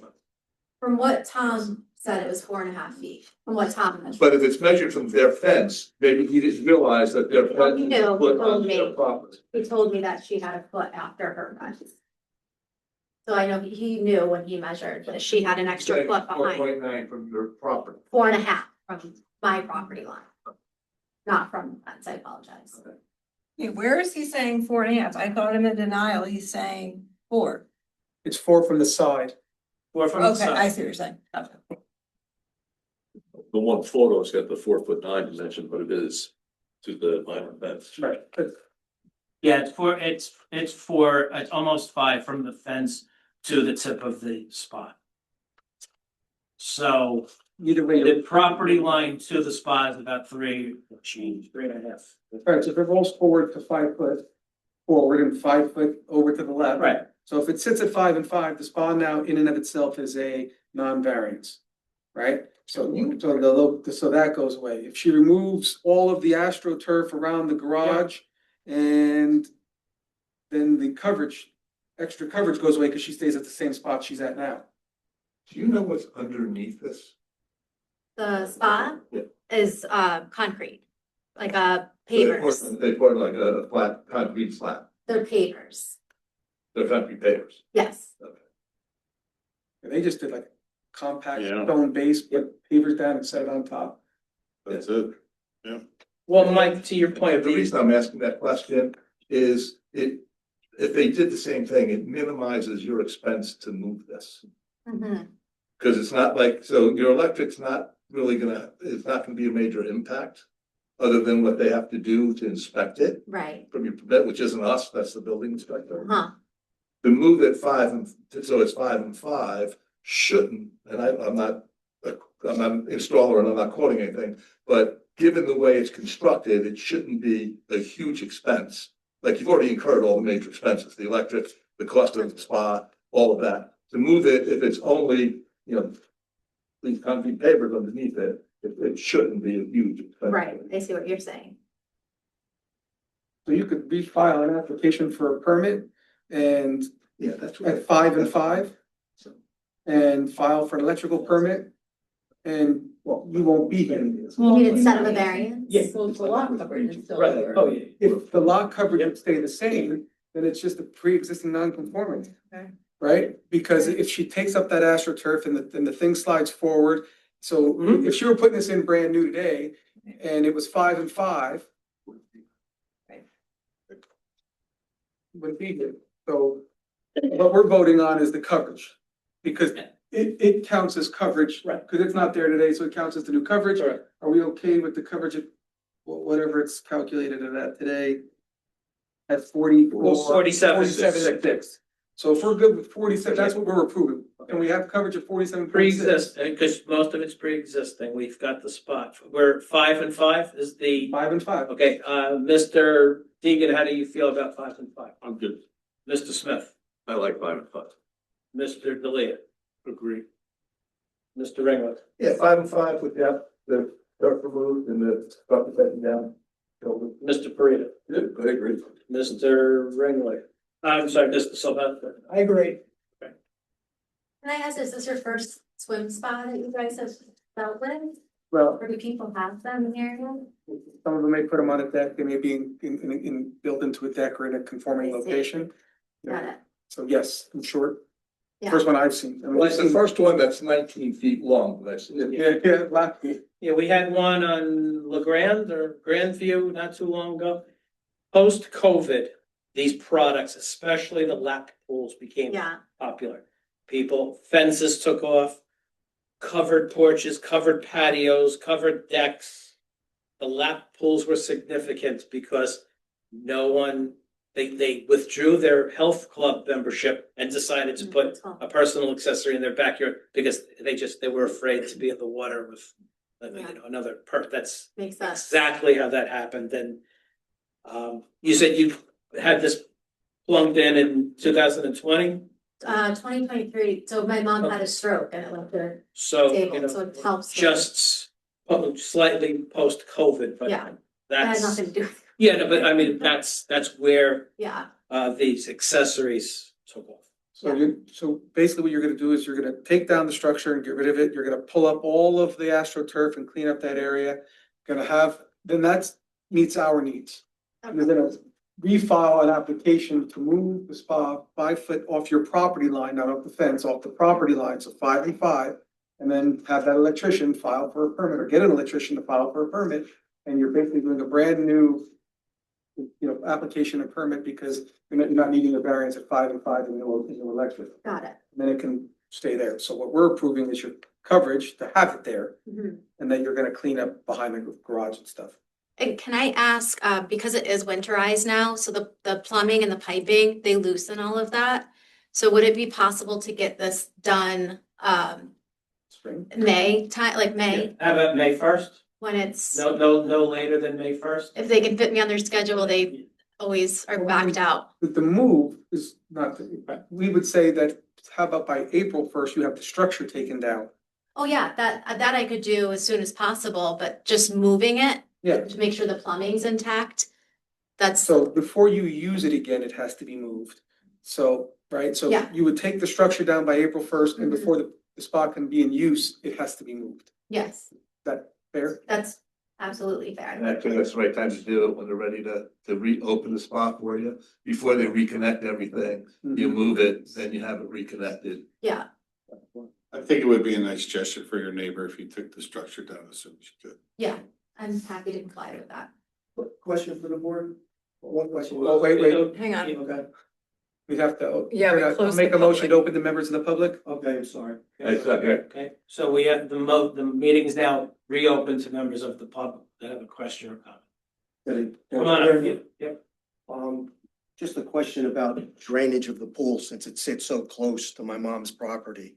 It seems like it just flows out into the ground and just goes into my mom's. Great comment, considered impervious coverage, so a stormwater management or drainage system would be required, subject to the review and the approval of the borough engineer, township engineer. What does that mean exactly?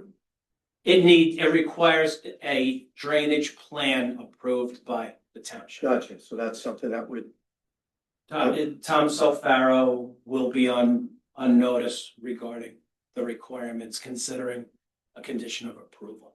okay. It's 148 square feet or so. But is your concern more that when she closes it for the season, it's gonna just discharge at once? Yeah. because all the water You're not just- draining it. or- All the water just drains into my mother's yard. Is that what happened? Yeah, her pump's been running for, like, the only house. My Her sub pump's been running has for been running. months.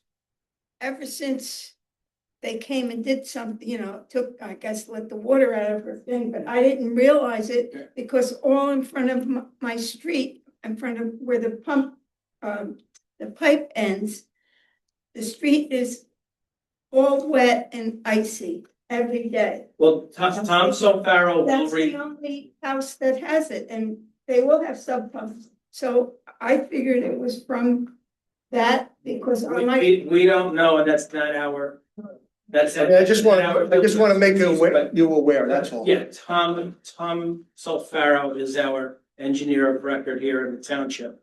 And a prerequisite is a condition of approval is a stormwater management system. Many pools and hot tubs and the like consider a stormwater system, so that'll be a condition of resolution. Thank you. It may not solve No, I understand. your parcel's circumstance, but we're here to control as best we can. I know this town's very sensitive with drainage. And we appreciate your comment. Thank you. May I get a motion to close? Mr. Deegan, Make a motion to close. second by Mr. Delia. Second. All in favor? Aye. Meeting is now closed. Conditions of resolution, Ms. Wolf, can you? Sure, Circle the back. swim spa accessory structure will be relocated to comply with the setbacks. The AstroTurf will be removed. You'll obtain permits for the swim spa if you need to, the electrical permits as well. You'll remove the structure ASAP, but no later than April 1st. And you'll relocate it before it is used again. Can we just add a date in there? Let's say before June 1st? Well, the hard part is if you can't guarantee the company's gonna get there, that's why I say before she uses it. Because if the structure's down, then Let's pick a date, and in the event it can't go on and on and on. Because I think Tom has already written a notice of violation. So I think it should go back to Tom. If Tom entertains a 30-day administrative consideration, he's welcome to do that, but at least we've memorialized it by way of resolution, a firm date. And Tom can exercise Right. some flexibility if the circumstance presents. When we open it up, we're just concerned, it can't go on and on I forever. fully understand. What I would say before was, Yeah. usually they book up when you call them, they're like, we can book you in 3 months, so. Let's use July first. use July 1st, and if you can't make it, then you'll just have to. But I do want to echo Mr. Deegan's comments. If the 12-foot structure can be removed, I'm happy I to comply. think that would just bring us back to the 6 foot and we don't see the And accessory a over the little fence. device that was hanging on it would be a good idea. That comes. The camera in the back, I'm gonna still keep up just for safety reasons, and because I've had issues. but- That's a police matter, it's So that not the doesn't- zoning. Yeah, that's topic for a police department. yeah. Stormwater management will be required. Does the board want to require an as-built so that you can see that? Sure. Okay.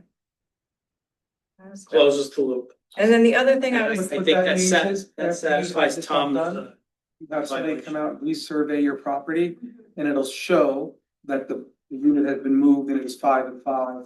So once you're all done, you'll have a surveyor come out, they redo just basically what you have here, Essentially a new survey. new survey. Got it. So I'd stay, you might, to be cost effective, you may want to stick with the team that has already provided you with the service. Okay, Because they've got it on AutoCAD and everything, and it might be a quicker process and more cost effective for you, Thank as you. opposed to selecting a new company. thank you. and then one condition for the board's consideration, would the board want to, I know you mentioned you wanted to get the driveway redone, would the board be interested in having a condition that if and when it is redone, portion is removed? Okay. I don't think the driveway is gonna change anytime soon. Okay. Okay, and those are all the conditions that we had. Yeah, all the permits, remove the tarp. Regina? Can I make a I'm motion? sorry, to may I accept? get a motion? I'll make a motion to Thank you, accept. I'm sorry. I'll second the motion. We have a second, Mr. Deegan. And they. Wait, you're not in all. No, he's good. I'm You're good good, today. okay. Roll call? Mr. Sullivan. Yes. Coviello, Yes. Mr. Delia. Yes. Mr. Ringwood. Yes. Mr. Sylvester, Yes. Mr. Pareda, Yes.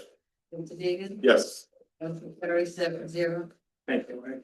Good luck, everyone. Thank you very much for joining us this evening. Sorry, so just to be clear, my next steps are remove the structure. And I know you mentioned your building engineer. Tom, we're gonna memorialize the resolution, which will be available next month. Okay, Touch base with Connie. Part of the condition of resolution is a stormwater management plan that's subject to the review and the approval of Tom Solfaro, the borough engineer, okay, who has an office here. okay. But touch base with Connie, she'll help provide you with guidance. Okay, thank you guys so much for your time. Thank you. Thank you. Thank you. Ms. Wolf, I have one question. I'm looking through my notes. The Barron family did not show tonight. I don't think we need that. Is there, I think we can Yeah, we can. possibly consider the extension, even though they're not present. Yeah, the only thing that I would say is, as I said in my email, I only granted it through September. I don't know if the board thinks that's enough time. They did say that they wanted to start as soon as possible, but I don't know if you think September is long enough. That's 2 years.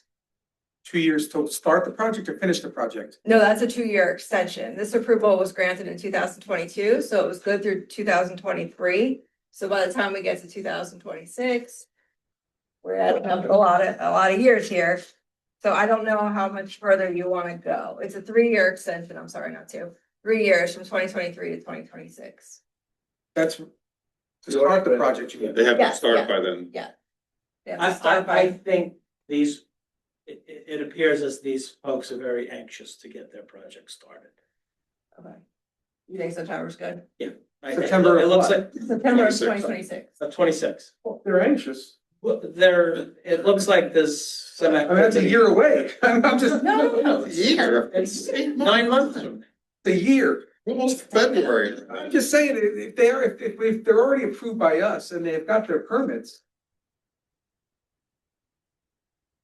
You want to? You're trying to cut it back. what I'm trying to figure out is if they're anxious. It, Because all it means is start the project, right? It's not finish the project. Right. So if you can't start the project in 6 months from now, But giving them less time is basically just pushing them. to start the project. Get it going, or you have to come back.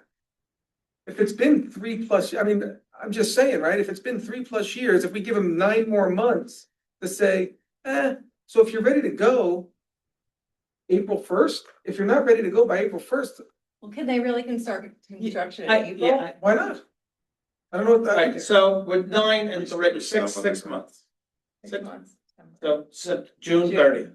Okay. June. Okay, June 30th. Okay. July 1st, like everything else we're doing tonight. Now, just calling it after the day. Give them a grace day. I'm just saying, if they're ready to go, go. It appears that they're ready to go. Okay, so we can vote twice essentially, vote on the approval and then vote on the resolution as amended to Yeah. provide for July 1st.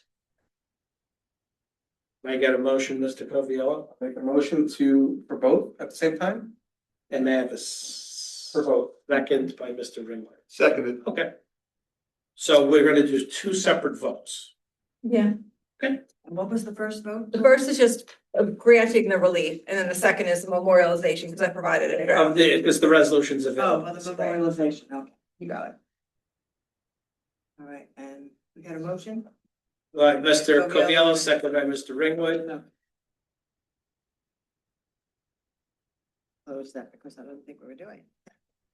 Mr. Sullivan? Yes, number 1 extension.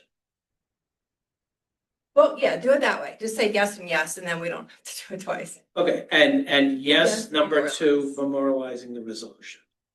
Covial? Yes and yes.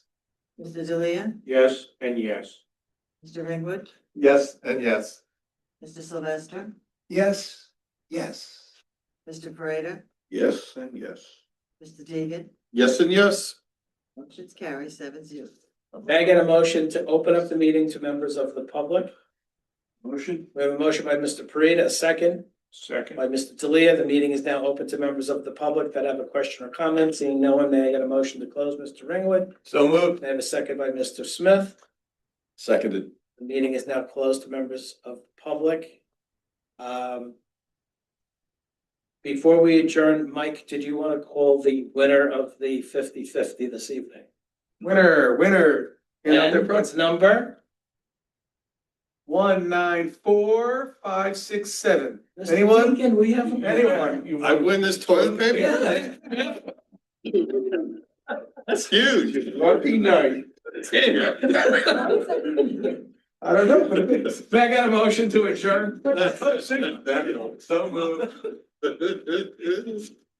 All in favor? Aye. Meeting is now closed. Thanks. Hey, But we needed a little February's chuckle to end the. gonna, February's gonna be light because the gas station, because of our attendance, the gas station's moving to March, so in February we have a light one. So anybody that's around, we're gonna go out after, Okay. because we only have one application and it could be a quickie. Okay. Thought it's our buddy was coming back. He comes and presents the house in the right fashion, it could be a quick one. Could be. Don't bet on that one. It is a public interest house. Wishful I'll be thinking. going out after, either way.